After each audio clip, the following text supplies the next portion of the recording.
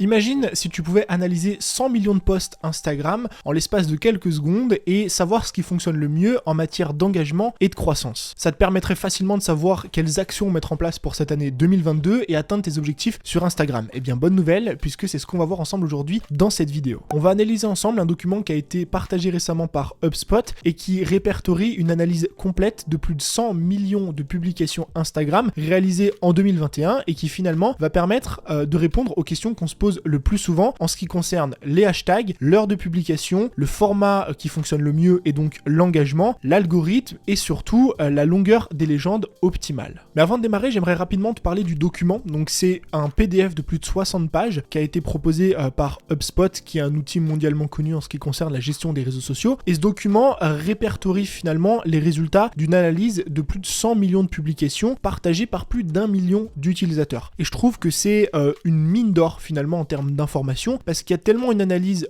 complète. 100 millions de posts, ça nous donne vraiment des données très précises, et surtout ça nous évite finalement de tirer des conclusions hâtives sans vraiment de données. Souvent les conseils qu'on donne sur Instagram sont sortis un petit peu de notre chapeau, on sait pas vraiment de quoi on parle. Là pour le coup on a vraiment des données, c'est quelque chose qui est factuel, et donc ça va nous permettre en 2022 de prendre la meilleure direction possible. Si jamais tu souhaites accéder au document, c'est totalement gratuit. Je t'invite à m'envoyer un DM sur Instagram, je te mets mon compte juste ici ou dans la description, et je t'enverrai directement le lien pour y accéder. La première analyse que fait HubSpot, c'est concernant la communauté Instagram et l'algorithme. Et dans les premières phrases, ils nous disent quelque chose, je pense, avec lequel on va être tous d'accord. L'un des défis les plus importants et les plus difficiles à réaliser pour une marque est d'établir une communauté d'abonnés engagés. Donc concrètement, ça devient de plus en plus difficile sur Instagram de réussir. Et je pense qu'on l'a tous remarqué. Et ça, c'est dû notamment à deux choses. Premièrement, on a des algorithmes qui sont de plus en plus complexes. À l'époque, on avait un format, c'était post feed sur Instagram, c'était organisé sous format chronologique et ça s'arrêtait là. Aujourd'hui, on a différents types de formats, on a un algorithme qui est adapté pour le feed, pour les stories, pour les réels, et finalement tout ça vient rajouter une couche de complexité à l'ensemble, ce qui fait que beaucoup de personnes sont perdues et n'y arrivent pas. Et le deuxième problème, c'est surtout la concurrence. Pourquoi ? Parce que si on a beaucoup plus de contenu créé pour un même nombre d'utilisateurs donnés, forcément ça va faire baisser l'interaction moyenne. Mais heureusement, quelques lignes plus tard, il nous apporte un début de solution que je trouve assez intéressant. Il nous explique que pour se démarquer de la concurrence sur Instagram, il faut trouver l'équilibre entre des nouvelles stratégies qui vont nous permettre de toucher de nouveaux abonnés et des efforts, donc des stratégies qui nous permettent de garder et d'interagir avec l'audience qu'on a actuellement. Et je trouve que c'est quelque chose qui est encore trop négligé aujourd'hui. Parce que si tu veux développer ton compte Instagram, il faut certes mettre en place des stratégies pour toucher une nouvelle audience, créer plus de contenu, faire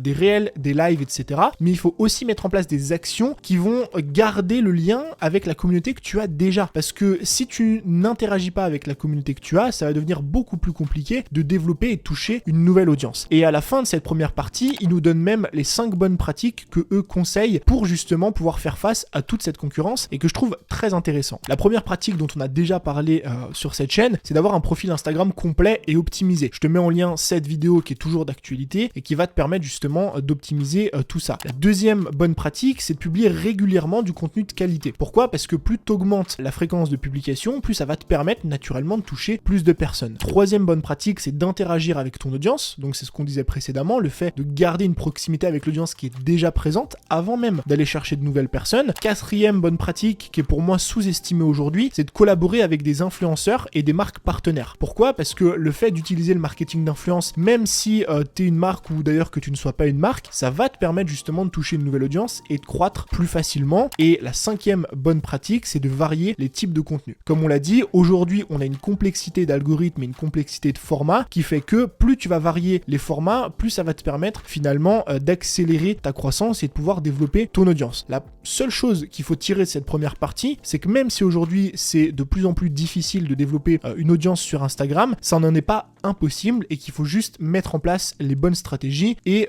finalement aussi persévérer sur le long terme. Deuxième analyse, pour le coup on va parler d'engagement. Finalement, quels sont les posts sur Instagram qui fonctionnent le mieux et pourquoi c'est important de prendre le temps d'étudier cette analyse? Parce que l'engagement, c'est ni plus ni moins que le nerf de la guerre. Si aujourd'hui tu as envie de toucher une nouvelle audience, c'est important que les posts que tu publies, les réels, les stories, les carousels, les posts feed, les vidéos, peu importe, obtiennent de l'engagement. Parce que c'est cet engagement qui va te permettre d'aller toucher de de nouvelles personnes. Et qu'est-ce que nous dit HubSpot dans son document? Ils ont étudié 3 types de formats, les images, les carousels et les vidéos. Ils ont analysé un nombre médian de commentaires et un nombre médian de j'aime. Et ce qu'il en ressort, c'est que le format le plus performant en 2021, c'était le carrousel. Et c'est un format aujourd'hui qui a été très utilisé, surtout par les entrepreneurs, tout simplement parce que c'est un format qui, de 1, est algorithme friendly. Ce que je veux dire par là, c'est que c'est un format sur lequel on va passer beaucoup de temps. Le fait de swiper les images, de lire le texte sur chacune des images, finalement, ça va augmenter la rétention et ça va favoriser ton post pour la mise en avant sur la plateforme. Et deuxièmement, en général, les carousels sont des formats qui sont assez éducatifs ou informatifs, et donc c'est ce qui fait qu'on va souvent interagir avec ces derniers. Le fait d'apprendre des choses, ça augmente l'interaction du post en question. Alors attention, parce qu'il y a tout de même une petite chose à noter que relève encore une fois HubSpot sur le document, puisqu'ils disent mot pour mot, il n'existe pas d'approche unique en matière d'engagement, chaque marque est unique, tout comme la mesure de son succès. C'est important de ne pas analyser ton engagement comme le font la plupart des gens. Beaucoup de personnes l'analysent en fonction du nombre de likes ou du nombre de commentaires et se disent ce post il a performé oui ou non en fonction de ces deux données là. Le problème c'est qu'on a tous des objectifs différents sur Instagram, chaque post lui-même a un objectif différent et moi par exemple sur certains posts je vais privilégier le nombre de partages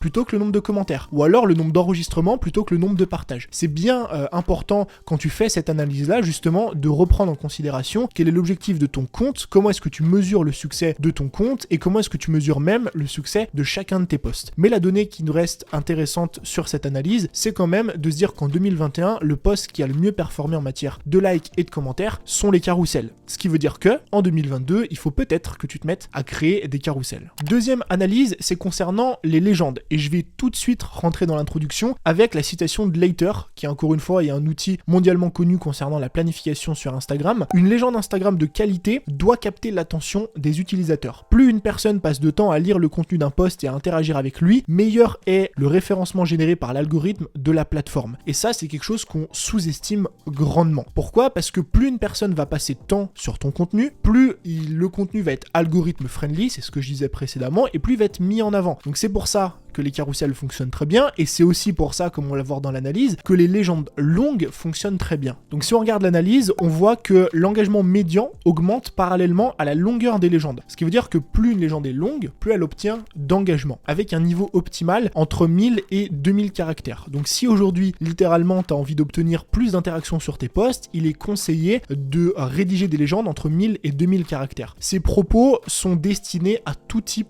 de compte. Et j'insiste là-dessus. Parce que souvent, on pense que les longues légendes, c'est uniquement fait pour les entrepreneurs, pour les personnes qui vendent des services, etc. Alors que, si on lit la note de Later, encore une fois, pour une marque qui est quand même reconnue mondialement, pour les marques et les influenceurs, les légendes longues, vectrices de storytelling et d'authenticité produisent d'excellents résultats. Leur efficacité s'explique par le fait qu'elles permettent à l'audience d'en apprendre davantage sur la marque et sa mission. Donc ça montre bien qu'aujourd'hui, peu importe le profil et le compte Instagram que tu as, plus la légende est longue, plus ça permet de raconter une histoire, plus ça augmente la rétention moyenne et donc la performance de ton post. Je terminerai cette analyse avec une petite phrase qui est très importante. Bien que les légendes longues tendent à atteindre un meilleur taux d'engagement, le texte ne doit pas être prolongé inutilement. Ce qui veut dire que ça sert à rien de rédiger des textes longs juste pour se dire de rédiger des textes longs. Il faut avoir des choses à dire, il faut raconter une histoire, il faut apporter de la valeur, il faut pas juste taper des lettres histoire de dire je tape des lettres et je vais aller chercher 1500 caractères. Parce qu'avant tout, une légende qui est performante, c'est une légende qui est cohérente, qui est bien écrite et qui apporte quelque chose à la personne qui est en train de la lire. Troisième analyse, et là je sais que ça va plaire à beaucoup de personnes puisqu'on va parler de hashtags. Les hashtags, c'est un peu le mystère d'Instagram, comment est-ce qu'ils fonctionnent, combien en utiliser. Eh bien on va obtenir les réponses à toutes ces questions dans cette partie. Je vais directement introduire le sujet en lisant une phrase. En l'essence, il s'agit de mots-clés saisis par les utilisateurs pour rechercher du contenu spécifique et qui servent par ailleurs à contextualiser les posts. Et ça, c'est négligé par beaucoup de personnes. Les hashtags, c'est pas pour faire beau, c'est pas juste pour essayer d'avoir plus de vues sur son post. Les hashtags, c'est des mots-clés associés au contenu que vous allez publier et au compte que vous avez. C'est pour ça qu'à chaque fois, je le répète, c'est important d'avoir des hashtags qui sont optimisés, travaillés. N'allez pas utiliser des hashtags qui n'ont rien à voir et avec le contenu et avec le compte. Sinon, ça va détruire littéralement votre performance. Et si on regarde l'analyse qu'a effectuée HubSpot, on voit que l'engagement médian par rapport au nombre de hashtags augmente en fonction du nombre de hashtags utilisés. Donc littéralement, plus plus tu utilises de hashtags sur Instagram, plus ton post a de chance d'obtenir de l'engagement. Et quand on y réfléchit, c'est extrêmement logique, parce que un hashtag, ça te permet de te référencer sur une page, par exemple, le hashtag couple, ça te permet d'être référencé sur la page avec les autres photos qui sont corrélées à ce hashtag. Donc logiquement, plus tu utilises de hashtags, plus tu vas être affiché sur ces pages-là et potentiellement plus tu vas toucher de personnes. La chose à noter qui néanmoins est très importante, c'est qu'il faut uniquement utiliser des hashtags qui sont corrélés à ton compte. Si tu ne trouves que 15 hashtags à utiliser sur une publication, arrête-toi à 15. Il vaut mieux optimiser les hashtags que tu publies plutôt que d'utiliser 30 hashtags qui n'ont rien à voir avec ce que tu fais. Et on va terminer cette analyse avec le meilleur heure et le meilleur jour de publication sur Instagram. Pourquoi c'est important de l'optimiser? Encore une fois, logiquement, si tu n'as que 100 personnes présentes à 8h et que tu publies, ton post va obtenir moins de performance que si tu publiais par exemple à 9h et qu'il y avait non pas 100 personnes présentes, mais 200, 300 ou 400. Donc plus tu vas aller chercher ce nombre et cette présence-là, plus tu vas pouvoir obtenir d'engagement sur tes posts. La petite chose importante à noter, c'est que je vais te présenter ici les statistiques données sur Paris, donc heure française, mais c'est important de comprendre que ça va évidemment dépendre de la région où habite ton audience. Si tu t'adresses à des Américains parce que tu vois que tu parles en anglais, tu as une communauté américaine, c'est important que tu adaptes cette analyse à l'audience américaine. Et nous, on va analyser ensemble l'horaire de Paris. En fonction d'abord du jour de la semaine. On voit que du lundi au vendredi, c'est plutôt homogène. On a un petit pic le lundi, donc le lundi apparemment serait un jour qui obtient une légère meilleure performance que les autres jours, mais sinon ça se rejoint, même le dimanche. Mais il y a vraiment un jour qui sort du lot pour le coup, c'est le samedi. Est-ce que ça veut dire maintenant que tu dois tout publier le samedi? Absolument pas, parce que si tu publies 4-5 fois par semaine, tu peux pas publier uniquement le samedi, mais peut-être que si tu as un post important, une annonce importante à faire, tu devrais tester le samedi. Alors je vais venir ajouter une toute petite note à cette analyse. Avec l'expérience, j'ai pu voir qu'il existait une différence entre les contenus de semaine et les contenus de week-end. Ce que j'entends par là, c'est que la semaine, on a souvent tendance à consommer un certain type de contenu. Les contenus éducatifs, on va se former, on va regarder ce qui se fait sur Instagram, on va vouloir apprendre des choses, alors qu'en général le week-end, on va plus vouloir se divertir, on va préférer les vidéos motivation, storytelling, les vlogs, les choses comme ça, parce qu'on a envie un petit peu de prendre de moments off. Donc c'est important aussi de rentrer ça dans cette analyse pour ne pas faire n'importe quoi le samedi. Et maintenant, concernant les heures, on a deux pics qui sortent vraiment du lot. On a un pic à 7 et 8 heures le matin, et ce qui est logique encore une fois. Pourquoi? Parce que la France se lève, la France est dans les transports en commun, la France est sur le chemin du travail, donc tout le monde est sur son téléphone et on scrolle. Et on a un pic inverse entre 17h et 19h le soir. Et encore une fois, ça paraît logique, parce qu'on a le retour des personnes qui travaillent, on scrolle sur nos téléphones, c'est avant le repas, on chill après la journée de travail. Finalement, tu te rends compte que cette analyse, c'est ni plus ni moins qu'une analyse sociologique de la France et de quand est-ce que, en général, on passe du temps sur notre téléphone. Et donc maintenant, tu sais un petit peu mieux quelle est la meilleure heure de publication de façon globale pour la France. Mais maintenant, ce que je te conseille de faire, c'est quand même de réaliser des tests pour pouvoir évidemment adapter ça de 1 à ton audience et de 2 aussi à ta thématique. Donc c'était tout pour aujourd'hui. Encore une fois, je te rappelle, si tu veux accéder au document qui est extrêmement complet, plus que ce qu'on a regardé dans cette vidéo, tu peux m'envoyer un DM sur Instagram et je t'enverrai le lien gratuitement. Et si tu veux te former et aller plus loin sur la plateforme, il existe différentes ressources gratuites accessibles juste en dessous dans la description. On va y parler fonctionnement d'algorithmes et comment développer une audience qualifiée sur Instagram sans méthode douteuse. Il existe aussi une masterclass gratuite sur les réels et une autre masterclass gratuite pour développer ton business directement sur Instagram. Bref, il y en a pour tous les goûts et je pense que tu pourras y trouver ton bonheur. Encore une fois, mille merci pour le temps que tu m'as accordé. Moi, je te retrouve très bientôt dans une nouvelle vidéo. C'était Tony. Ciao!